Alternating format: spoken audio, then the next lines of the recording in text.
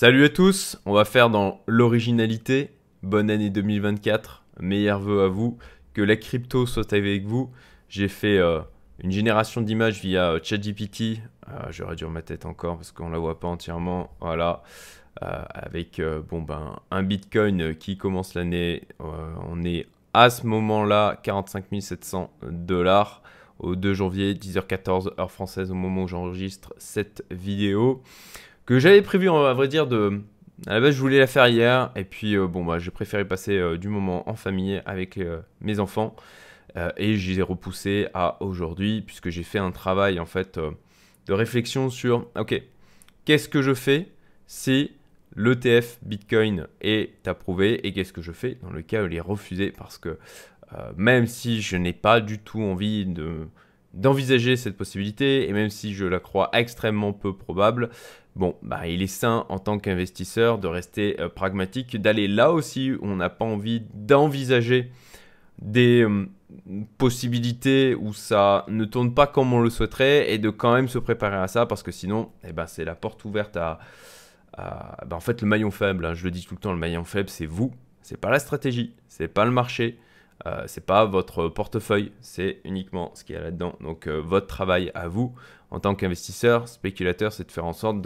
d'ouvrir aussi peu de possibilités à ce que vous échouiez, en fait, à ce que vous laissiez porter par vos émotions. Et le seul moyen de faire ça, en tout cas pour ma part que je connais, c'est de prévoir les scénarios et se dire, ok, s'il y a ça qui se produit, voilà comment j'agis. Parce que c'est pas au moment où les choses, il y a beaucoup de volatilité, vous êtes pris par vos émotions, que vous allez être en capacité de prendre des décisions qui sont cohérentes et rationnelles.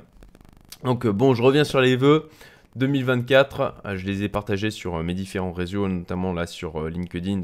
Bien sûr que la crypto saute avec vous. On a eu une belle clôture annuelle au niveau du Bitcoin. Là, si je passe en... Passer ma tête. Ok, on passe en... Waouh, j'ai du mal aujourd'hui, moi. Tac, voilà, en annuel, pas en logarithmique. Mais on a eu une belle bougie haussière sur le Bitcoin. Allez, je repasse en daily. Ok. Et donc, on a une belle poussée aussi au 1er janvier. A priori, il y a des rumeurs comme quoi l'ETF Bitcoin pourrait être... on aurait une nouvelle aujourd'hui, demain. C'est aussi pour ça, là, je me suis un peu dépêché ce matin de sortir cette vidéo pour vous partager mes réflexions, avec pour objectif plus de vous...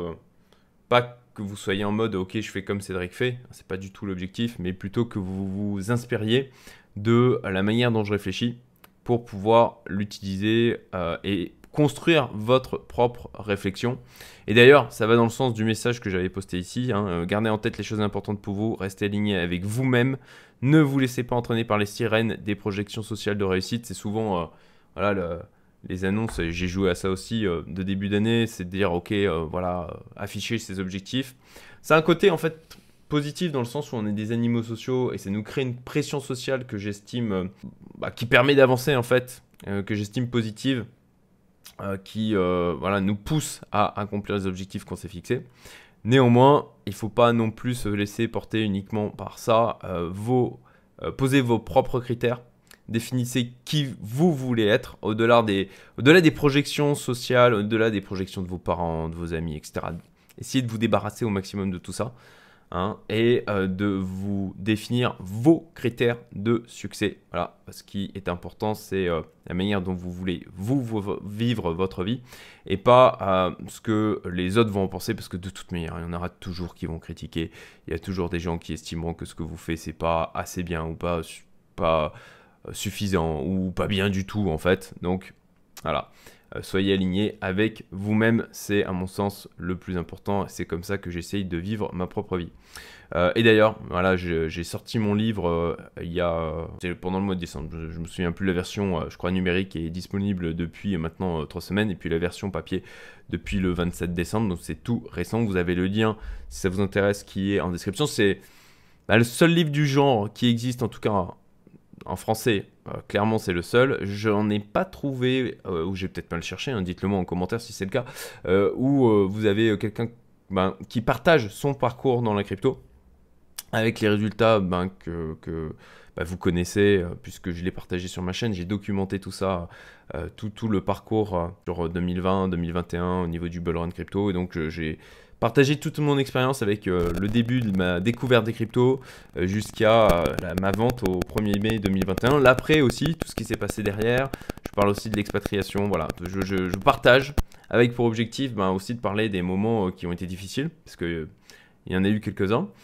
Des moments qui ont été positifs et venir nourrir vos réflexions et potentiellement vous aider, vous aussi, à réussir le bull run dans lequel on est, voilà, a priori. J'avais une discussion encore, c'était semaine dernière ou semaine d'avant avec mon ami Fabien. Salut Fabien. Je pense qu'il passera par là, il regardera la vidéo, donc je te salue mon ami. Et bon, pour lui, le scénario du rallye n'était pas totalement écarté. Et il n'a pas tort, hein, effectivement. Est-ce qu'on aurait un côté, ça pousse très fort, et on a un côté, effectivement, sell the news, le fameux buy the rumor, sell the news. J'espère que ma prononciation en anglais n'est pas trop mauvaise. Bon, c'est quelque chose qu'il faut envisager, et pour ma part, c'est justement quelque chose que j'ai intégré dans ma stratégie pour voilà, normalement les jours, les 2 semaines à venir, alors, en fonction de ce que fera le marché. Alors, oui, c'est vrai.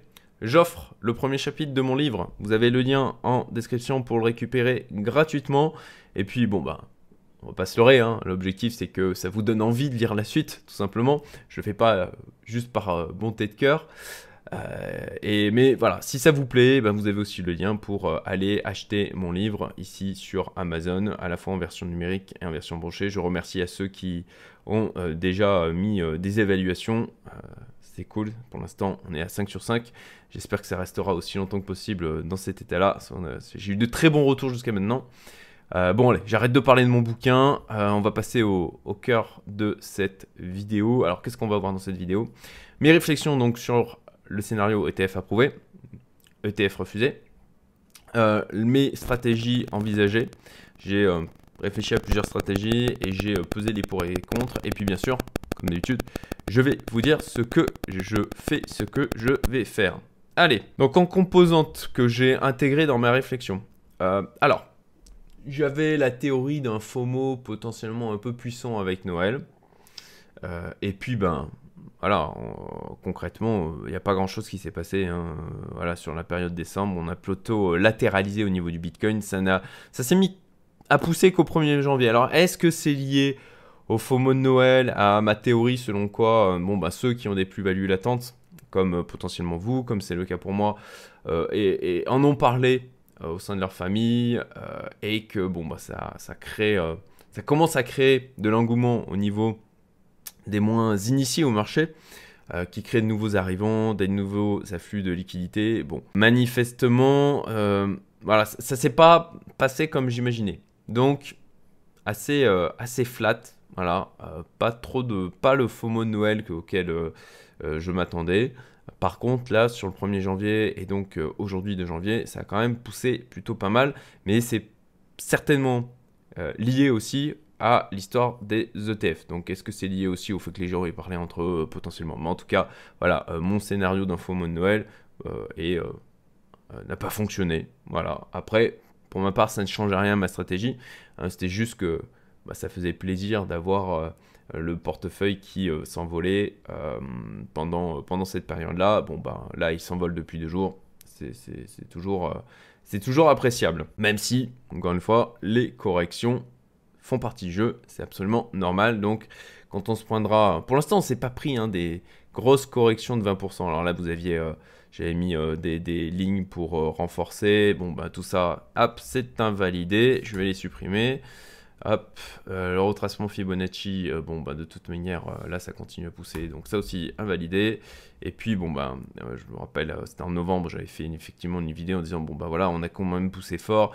On peut très bien se prendre une correction de 20%. Moi, je suis exposé à 90% dans le marché depuis maintenant un bon moment. C'était le cas déjà à ce moment-là. Pour ceux qui n'étaient pas exposés dans le marché ou pas suffisamment, et je salue Alexandre, avec lequel, un membre de ma communauté privée avec lequel j'ai eu des échanges semaine dernière sur le sujet. Bon, j'ai donné ma stratégie, j'ai fait une vidéo que je vous mets en haut à droite, où je vais vous expliquer moi comment je m'y prendrais là si aujourd'hui j'étais massivement out au niveau du marché. Comment je m'exposerai à celui-ci, quelle stratégie je suivrai par rapport à ça. Donc elle est toujours valable cette vidéo, je vous invite à aller la voir si là aujourd'hui vous dites « Ah, je suis pas assez exposé », vous vous sentez mal par rapport à ça. Et bon, ben voilà, je vous explique comment moi je m'y prendrai. Donc voilà, pour l'instant, on n'a toujours pas eu, et continue à pousser fort. Toujours pas eu de correction assez classique de 20%, on peut monter jusqu'à moins 30% en phase de bull run. Voilà, pour l'instant, on continue à pousser. Le halving, hein, toujours, effectivement, on a le ETF, les ETF Bitcoin spot, donc dans le narratif, mais on a toujours le halving qui doit arriver autour du 24 avril 2024. Mon café, c'est le début de l'année, on est détendu. Voilà, le marché, comme je disais, est haussier depuis plusieurs semaines et ça pousse quand même plutôt fort. Et voilà, comme je l'expliquais tout à l'heure, le risque de rallye bear. Alors, rallye bear, est-ce qu'on peut encore l'appeler rallye bear? Ouais, oui, potentiellement. Est-ce que là, on aurait en fin de compte un rallye jusqu'à la sortie des ETF, une très grosse correction derrière, et puis derrière, en fait, une latéralisation pendant plusieurs semaines, voire même un trimestre, même peut-être plusieurs trimestres? C'est quelque chose qui est possible. Et c'est justement des éléments que j'ai pris en compte dans mes réflexions. Donc déjà, ETF accepté. Allez, on va parler de la nouvelle réjouissante que nous sommes nombreux à attendre. Déjà, mes postulats de base. Ok, on a la news ETF approuvée. Pour ma part, mon postulat, ce sur quoi j'ai basé mes réflexions pour construire mes stratégies, c'est que ça pousse fort dans la foulée. Voilà, ça pousse fort dans la foulée. On a... j'ai l'impression là que juste avec la rumeur sur les réseaux, comme quoi ça arriverait aujourd'hui, ça arriverait demain, la news par rapport à ça, ben, on voit que ça commence déjà à pousser, et je crois. Alors il y a beaucoup de gens aussi qui s'attendent au Sell You News, ce qui me chiffonne un peu. J'aime pas trop quand il y a trop de personnes qui parlent d'un scénario. Bon, ça aussi je l'ai intégré dans mes réflexions, donc... je pense que ça peut pousser assez fort dans la foulée. Avant une correction, avant justement qu'il y ait pas mal de gens qui se disent « Ok, ben je joue le sell the news, je vends potentiellement une partie, voire pour certains la totalité, et pour acheter plus bas. » Ok. Mais, comme il y a pas mal de monde aussi qui s'attend à ça, est-ce que, en fait, une continuité de la hausse en mode ininterrompu serait possible ? Je crois que c'est envisageable. Voilà, encore une fois, le marché, hein, il peut faire des tas de trucs. Et il va nous surprendre. Ça arrive régulièrement. Et notre travail, encore une fois, c'est de définir différents scénarios, de définir le champ des possibles et de se projeter sur comment on va vivre le fait que chacun de ces scénarios se produise. Et comment on adapte sa stratégie par rapport à ça en estimant la probabilité de survenance plus ou moins forte des différents scénarios. Donc, le fait que ça pousse très fort et que, en fait, ou que ça monte doucement et qu'en fait, il n'y ait pas de phase de correction, c'est quelque chose aussi que j'ai intégré dans ma réflexion. Un autre effet aussi, c'est ok, ben voilà, le Bitcoin qui pousse fort, avec potentiellement une phase de correction, mais derrière, un côté, l'effet, c'est quoi l'ETF suivant? Okay. Qui entraînerait une baisse de la dominance avec un redispatch. Moi, ce que j'ai déjà fait, en fait, je l'ai partagé aussi sur ma chaîne semaine dernière, de surpondérer au niveau du Bitcoin et de l'ETH. J'ai un tout petit peu vendu du TH et vendu du Bitcoin pour redispatcher dans les altes de mon portefeuille. Vous avez, je vous mets la vidéo à droite, hein, d'ailleurs j'y partage le contenu de mon portefeuille. Je ne l'ai pas mis dans cette vidéo, ça n'a pas trop bougé, donc du coup si vous voulez le voir, c'est dans la vidéo de la semaine dernière ou de la semaine d'avant, je ne me souviens plus. Et voilà, l'effet, ok, quel sera l'ETF suivant si le Bitcoin ça a fonctionné? Moi, je verrais bien l'XRP. Pourquoi? Parce que ils sont sortis de leur problématique avec la SEC, c'est moins évident je trouve du côté de l'ETH. Bon, au doigt mouillé comme ça, les premiers qui me viennent à l'esprit, c'est effectivement XRP, ETH, peut-être même le Solana et d'autres. Néanmoins, voilà, dans les... Allez, alors, on va aller voir CoinMarketCap, voilà, le classement. Donc on a Bitcoin, ETH, Solana, BNB, XRP. Donc, Le Solana est en 4e position maintenant. Ce qui est la raison aussi pour laquelle je me dis... alors le BNB, ils ont eu quand même pas mal de soucis dernièrement avec la régulation. On a CZ qui est toujours bloqué aux États-Unis, il n'a toujours pas le droit de partir. Donc BNB, j'aurais du mal à voir un ETF sortir sur le BNB. Surtout qu'au niveau décentralisation, c'est quand même pas ouf. Donc le XRP, le Solana ou le TH, et c'est pour ça que je les ai mis ici. Voilà. C'est pour ça aussi qu'ils sont plutôt pas mal pondérés dans mon portefeuille. Et à mon sens, d'avoir un narratif derrière en disant ok, ben maintenant le ETF Bitcoin c'est accepté, ça fait que derrière, certainement il va y avoir des ETF qui vont sortir sur certains alts. Bon bah voilà, pour moi le XRP, le TH et Sol, c'est les trois auxquels je pense. Allez, on rentre dans la stratégie et les réflexions que j'ai pu avoir. Ok, première stratégie, c'est de vendre une grosse part de mon portefeuille, toujours sur le postulat de à la sortie de la news d'ETF, ça pousse fort, avant d'avoir une grosse correction. Alors, vendre 70%, je vais déplacer un peu ça, voilà, toujours mes mind mapping, hein. Pour ceux qui me suivent depuis un moment, vous me connaissez. Voilà, vendre 70% pour acheter plus bas. Donc 70%, 80%, 60%, enfin une grosse part du portefeuille. C'est ça l'idée. Ok, les avantages de ça, bon bah c'est une gestion psychologique de la baisse. Hein. Effectivement, si je vends 70% de mon portefeuille, avec pour objectif de timer, hein, effectivement quand ça pousse fort, de vendre assez rapidement, peut-être vers autour des 48K, sur une zone de résistance importante. Et à ce moment-là, ben, suite à l'éventuelle correction, encore une fois, mon postulat principal, c'est ça pousse fort avec une correction derrière.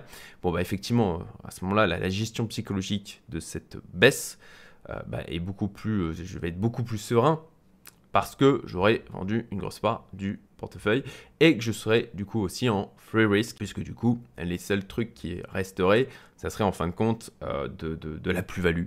Voilà, du gain. Donc, j'aurais retiré l'argent que j'avais mis à la base dans le marché de manière à passer en free risk. Voilà au niveau des avantages. Inconvénients. Alors, inconvénient, dans ce cas-là, ça serait aussi pour objectif de faire un rachat après la phase de correction. Franchement, de rester exposé à 30% du portefeuille que je possède aujourd'hui, je ne serais pas à l'aise avec ça. Parce que aussi, voilà, je crois toujours au taux, je crois toujours à la potentialité du Bitcoin, surtout s'il y a des ETF acceptés. Bon, bah, la liquidité va se déverser dans le marché, mais ça va prendre... enfin, je pense que de la liquidité va se déverser sur le marché, mais ça va prendre du temps. Donc, et dans ce cadre-là, de rester juste exposé à 30% du portefeuille que j'ai aujourd'hui, ça serait un tout petit pourcentage du coup de mon patrimoine net. Je ne serais pas à l'aise avec ça, je me sentirais vraiment sous-exposé. Donc, ça serait vraiment pour objectif de racheter plus bas. Bon, l'inconvénient de ça, c'est qu'il faut que je sois capable de repérer le plus bas. Ok. Si on a un piège sell the news et que là, c'est-à-dire que tout le monde anticipe le sell the news, effectivement, vend une bonne part de son portefeuille et qu'en fait la hausse se poursuit. On a une hausse constante, on n'a pas la correction arrive plus tard du coup. Ou une correction aussi plus faite qu'attendue parce que tout le monde se dit ah bah il y a la correction, enfin j'en profite. Le problème c'est que c'est de louper la hausse pour essayer on va dire de grappiller quelques pourcentages par rapport au potentiel de ce marché et de me retrouver complètement sous-exposé par rapport à ce que j'aurais souhaité avec un coût d'opportunité important si je me loupe. Voilà. Donc voilà, la stratégie de vendre 70% pour acheter plus bas en me projetant dans le cas où ça arrive. Je ne suis pas à l'aise avec ça. Donc, bon, je vous le dirai de toute façon à la fin, mais j'ai mis de côté en fait cette stratégie. Ensuite, vendre 30% du portefeuille, de mon exposition, non, pas de mon exposition totale crypto, parce qu'en fait j'ai mon portefeuille, j'ai aussi mon crypto bulot qui tourne. Salut Florent si jamais tu passes par là. Donc la solution de mon ami Florent Fouque et qui est un sorte de tracker sur l'ensemble de la crypto. Je crois que c'est sur le top 30 crypto avec des optimisations mises en place qui fonctionnent bien. Je suis content d'avoir mis un petit billet du coup dans cette solution. Vous avez le lien en description si ça vous intéresse. Et bon, ça je vais le garder, mais ICO auxquels j'ai participé et sur laquelle par exemple Ovaly que j'avais partagé d'ailleurs dans ma liste email privée. Vous avez le lien en description. Je vais d'ailleurs certainement dans les semaines à venir partager encore d'autres opportunités. Si vous voulez en profiter, donc inscrivez-vous à ma liste email privée gratuite. Voilà, sur Ovaly, à l'instant T, alors je suis pas allé voir le cours, mais je crois que la dernière fois que j'ai regardé, on était à un x10 en plus-value latente. Sachant qu'on a un cliff de 6 mois, donc bon, il peut s'en passer des choses aussi en 6 mois, mais je crois que ça a le potentiel de pousser ce projet. Alors Ovaly, allez, on va voir. Ouais, bah forcément, voilà, il a poussé fort, donc là on doit être plus qu'à peut-être x8 en termes de plus-value. Graphiquement, c'est pas ouf d'ailleurs. C'est pas ouf. Bon, bah, de toute façon, voilà, c'est les ICO, c'est un peu en mode ticket de loto.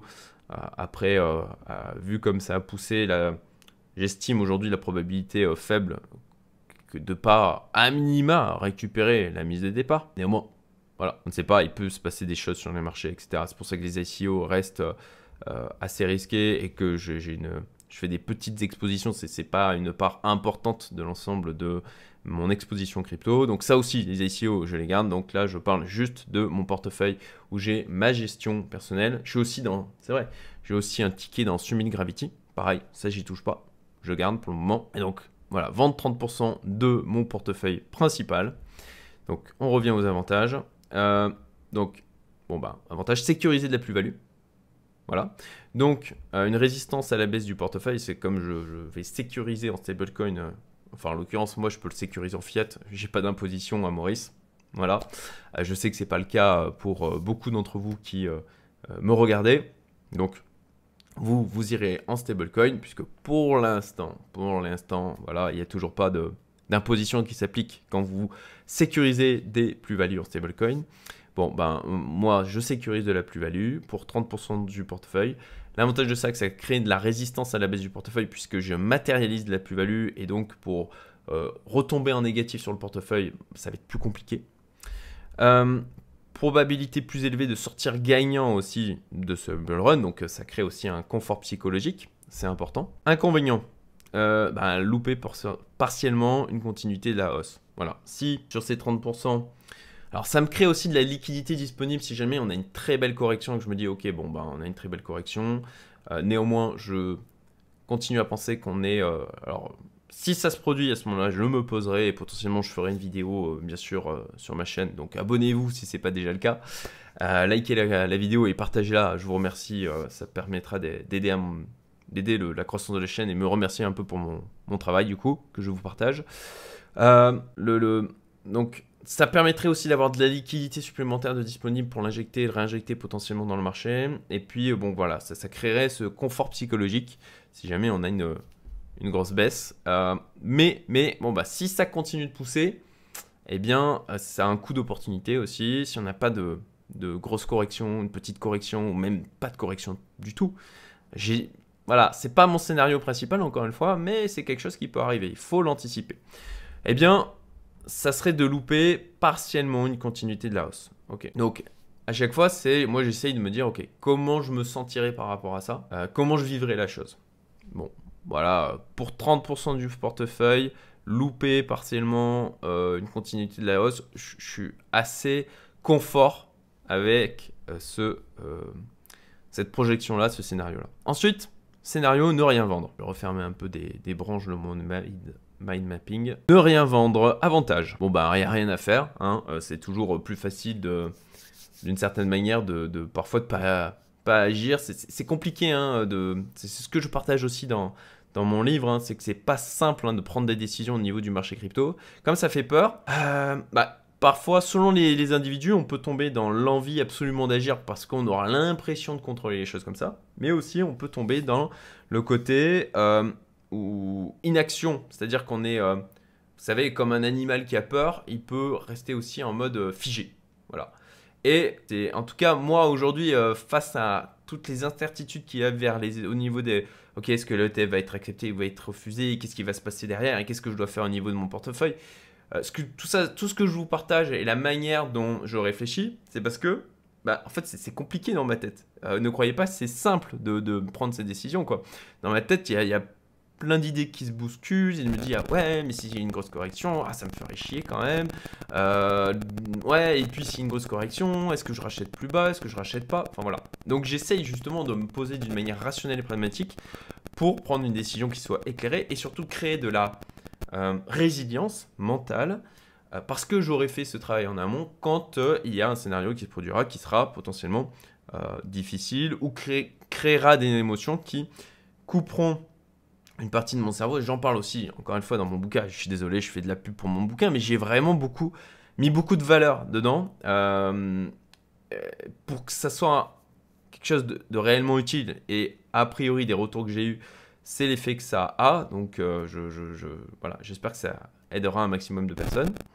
Et ben, quand on a des émotions comme ça, on a la partie cerveau reptilien, en fait, celui qui sera sollicité avec les réactions primaires. Pas des réactions qui sont rationnelles, pas des réactions qui font appel à des parties plus profondes du cerveau, là où on a vraiment la partie réflexion, la partie logique qui rentre en action.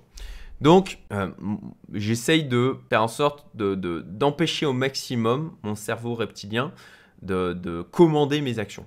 Voilà, d'où encore une fois tout le travail que je fais ici.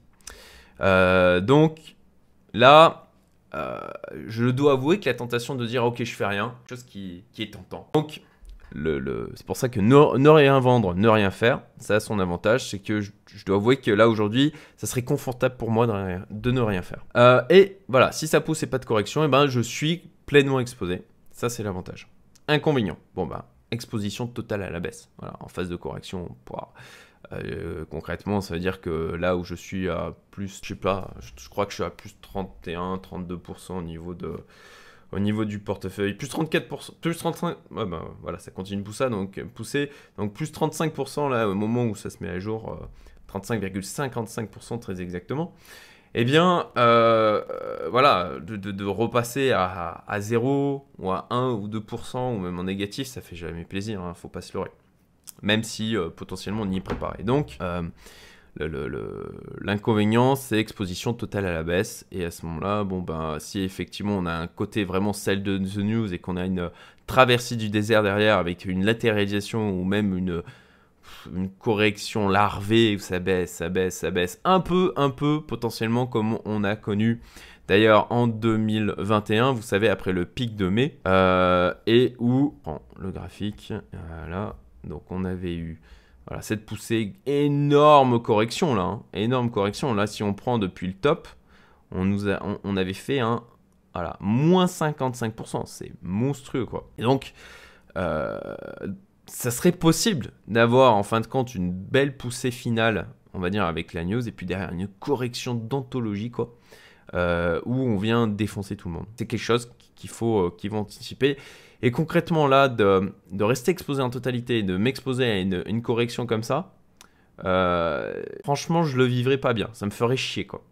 Donc ne rien vendre, qu'on pense que vous commencez à imaginer du coup la stratégie que j'ai retenue dans le cas où les ETF sont acceptés. Ne rien vendre, non, je suis pas à l'aise avec ça. Même si le côté inaction, ne rien faire est quelque chose qui était tentant. Voilà pour la partie. Et si l'ETF était accepté, donc bon ben voilà, de mon côté, faut que j'arrête de dire voilà, je répète trop souvent. Ça c'est un tic verbal que j'ai, qui m'agace. Donc vendre 30% me semble la stratégie la plus pertinente pour moi aujourd'hui par rapport à une exposition du marché, par rapport au niveau de plus-value que je suis sur ce portefeuille et par rapport aux avantages que ça offre, profiter d'une poussée, vendre 30%, à ce moment-là, du coup, matérialiser de la plus-value et protéger ce portefeuille par rapport à, voilà, ça serait compliqué, il faudrait très très grosse correction du coup, pour passer en négatif. Allez, le scénario ETF refusé, auquel, franchement, je ne crois pas. Je n'ai pas envie de croire. Mais, encore une fois, c'est important d'aller aussi sur les scénarios que l'on n'a pas envie d'envisager. Donc, mon postulat par rapport à ça. Voilà, comme je disais, probabilité de refus basse. Si on a un refus des ETF, je ne vois pas d'autre possibilité qu'une baisse ultra violente. Voilà. On a quand même toujours le narratif du halving, le halving qui arrive avec et la division par 2 des récompenses au niveau des mineurs, la diminution du nombre de bitcoins qui arrivent en circulation. Et je crois toujours à l'avenir de la crypto d'une manière générale. Donc voilà, si ETF refusé, qu'est-ce que je fais? Les différentes stratégies envisagées. Ok. Première stratégie, tout vendre. L'ETF est refusé, je me dépêche et bim bim bim, je balance sur les exchanges et je vends. Ok, avantage de ça, sécuriser des gains. Si j'arrive à être assez rapide, ça fait partie d'ailleurs des inconvénients.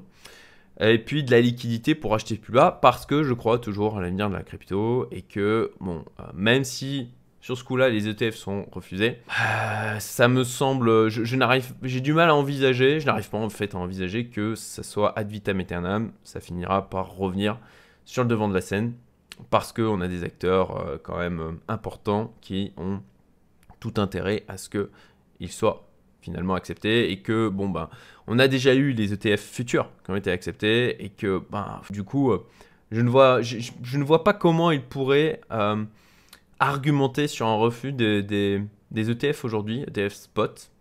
Bon, même si c'était le cas, bon derrière ça va se dire des procès etc, ça mettra du temps, mais je pense que in fine ça arrivera. Donc voilà, tout vendre, avantage, sécuriser des gains, liquidité pour acheter plus bas, inconvénient. Alors, bah déjà, c'est d'être capable de repérer le plus bas.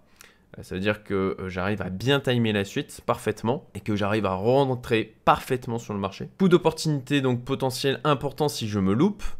Si je n'arrive pas à récupérer le plus bas, que je me laisse surprendre, s'il y a un retournement, que d'un seul coup au final, voilà, il y a des news ultra bullish sur le Bitcoin autour peut-être du sujet des ETF ou autre hein, d'ailleurs, eh bien, et que ça repart très fort, bah, ça veut dire que potentiellement je reste sur le carreau et que je dois courir après le prix et ça c'est pas très bon aussi en termes de gestion d'émotions et en termes de prise de décision cohérente.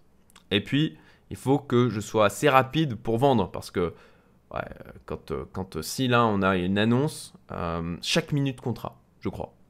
Si on a l'annonce, ok, ETF refusé, chaque minute comptera. D'ailleurs, j'ai même envisagé par rapport à ça, si j'étais dans le scénario de tout vendre, me dire, ok, ben, est-ce qu'il vaudrait mieux pas que je foute absolument toutes mes cryptos sur des exchanges de manière à être prêt, si jamais ça doit arriver. Ce que je n'ai pas fait, c'était dans le cas où je retenais le scénario de dire, ok, en cas de ETF refusé, je vends tout. Ensuite, deuxième scénario, extrémiste aussi, ne rien vendre. Avantage, ok, je reste pleinement exposé.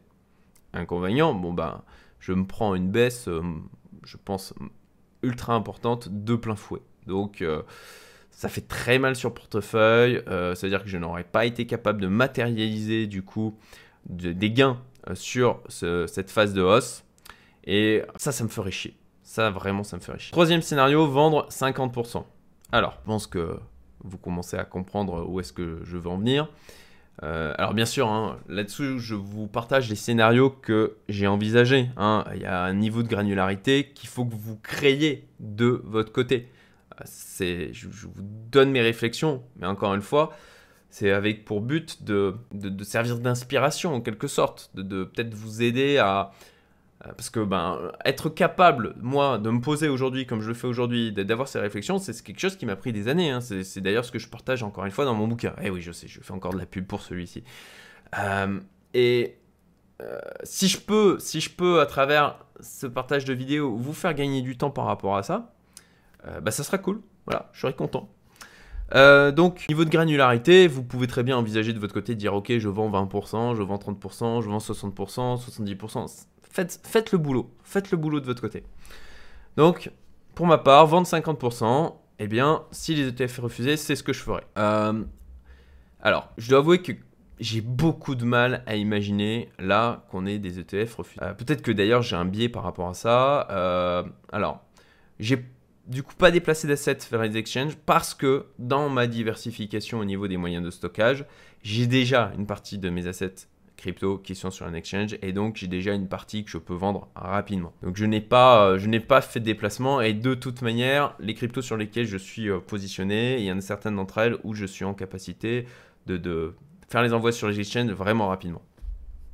En espérant bien sûr, ça c'est un truc à prendre en compte, que vous pouvez avoir aussi un côté exchange complètement surchargé dans ces cas-là. Et c'est pour ça d'ailleurs que, ça je vous en avais parlé, moi j'utilise BitsGap, vous avez le lien du coup aussi en description, qui permet en fait de passer des ordres sur les exchanges sans vous rendre sur les exchanges et en exploitant l'API de ceux-ci qui, elles, ont tendance à rester beaucoup plus disponibles quand tout le monde se réunit sur les exchanges pour faire des mouvements. Donc, voilà, j'ai prévu, encore une fois, je vous le partage, hein, c'est des années d'expérience sur ce marché crypto, mais pratique, on va dire, pour se protéger ou matérialiser ses gains avec le maximum de probabilité. Donc, vente 50%, avantage, je sécurise une partie des gains. Je reste exposé de manière correcte en cas de retournement rapide. Si on a une baisse très forte et puis derrière que hop, ça se remet à monter parce que, eh bien, les institutionnels, eux, se disent, ok, là, ça a été refusé, mais on sait qu'on va pouvoir aller,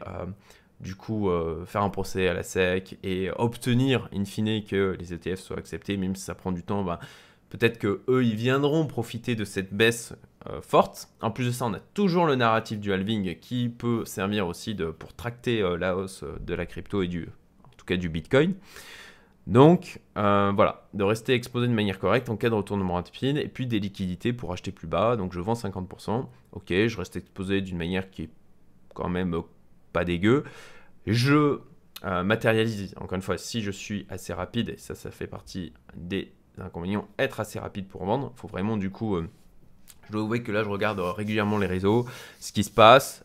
J'ai bien sûr ma communauté privée avec des gens qui sont très alertes sur le sujet au niveau du Slack. Je suis dans CoinTips, vraiment et Merov aussi, hein, franchement, pour moi, c'est deux très bons groupes crypto. Alors, CoinTips, vous tapez Alexandre Vinal, CoinTips, vous le trouverez facilement, vous n'avez pas de lien en description.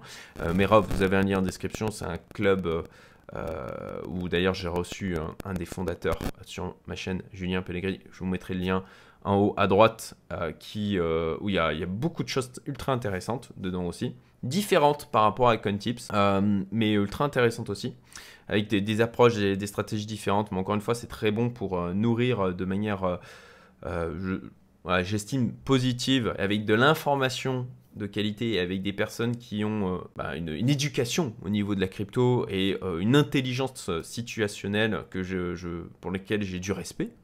Donc voilà, pour ma part, je me nourris auprès des gens de ma communauté privée, les personnes en dehors de ma communauté privée, en dehors des groupes CoinTips ou Merov que je côtoie. Hein, je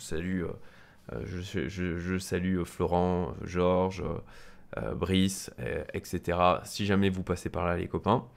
Et donc, je fais très attention à ce qui se passe au niveau des news pour être en capacité de réagir rapidement par rapport soit ETF accepté, soit ETF refusé. Donc voilà, au niveau des avantages et inconvénients. Et donc, j'ai choisi de retenir du vendre 50% dans le cas où on a les ETF refusés. Et à ce moment-là, le marché crypto, je vous le dis souvent, il ne vous attend pas. Donc si c'est le cas, s'il y a un truc comme ça qui arrive, j'arrête tout, je me jette sur mon ordi et je suis ma stratégie. Voilà les amis, écoutez, j'espère que vous avez trouvé ce contenu intéressant. Encore une fois, hein, mettez un petit like, un partage. Dites-moi dans les commentaires ce que vous faites, hein, là aussi à la fois pour partager. Moi, je serais heureux de lire ce que vous choisissez de faire et comment vous vous positionnez par rapport à ça et est-ce que d'ailleurs vous envisagez même le refus des ETF ou est-ce que c'est quelque chose pour lequel vous refusez totalement d'envisager.